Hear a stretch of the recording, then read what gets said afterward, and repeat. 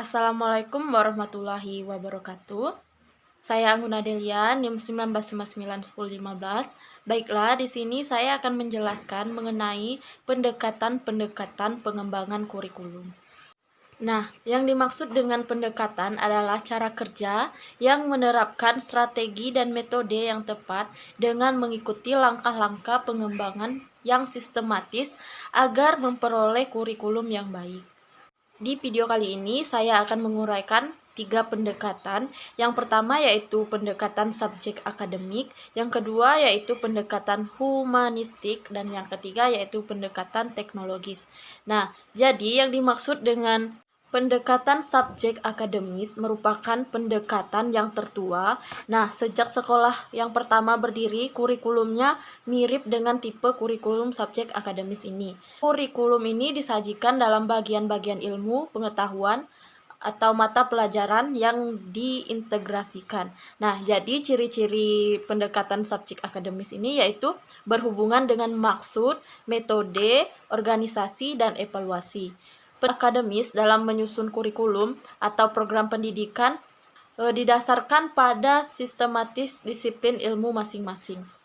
Nah, jadi prioritas pendekatan dalam pendekatan subjek akademis ini, yaitu pendekatan ini adalah pendekatan yang mengutamakan sifat.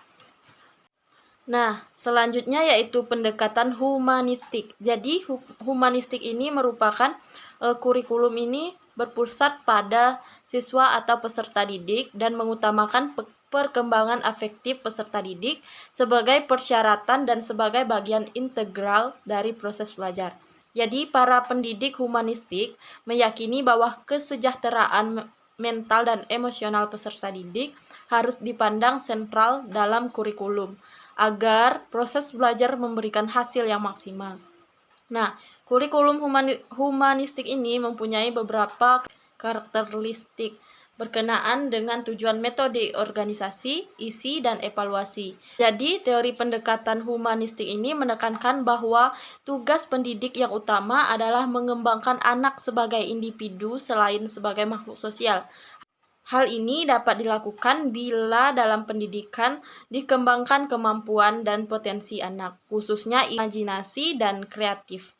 Untuk itu perlu diberikan kepada anak didik kebebasan, kemandirian, dan hak untuk menemukan diri sendiri serta mengembangkan kemampuan fisik dan emosionalnya. Jadi perkembangan anak itu sebagai keseluruhannya.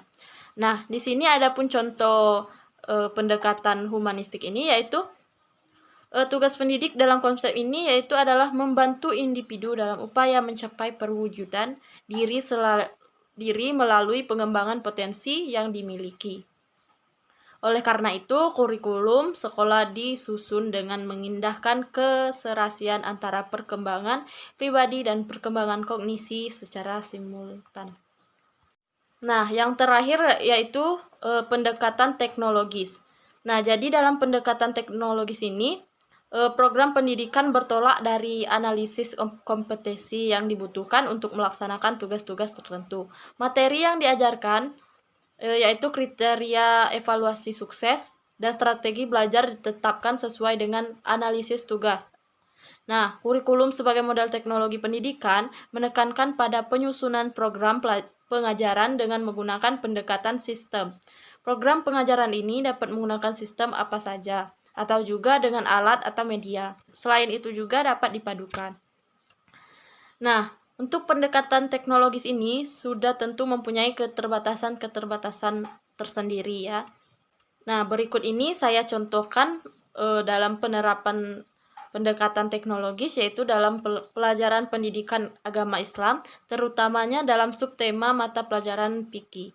Misalnya pesan yang akan disajikan kepada dipelajari oleh peserta didik adalah masalah sholat, sebagaimana tertanggung dalam kurikulum dan hasil belajar. Jadi, mata pelajaran fikih di Madrasah Sanawiyah kelas 1 kompetensi 1, yaitu contohnya siswa dapat melaksanakan sholat, siswa dapat mampu menjelaskan tata sholat yang benar, siswa mampu menghafal, mempraktikkan bacaan sholat, indikator menjelaskan pengertian sholat dan dalilnya, dan sebagainya yang termasuk dalam pembelajaran fikih. Nah, itu saja yang dapat saya jelaskan. Lebih dan kurang saya mohon maaf. Saya akhiri. Wabillahi taufiq wal hidayah. Wassalamualaikum warahmatullahi wabarakatuh.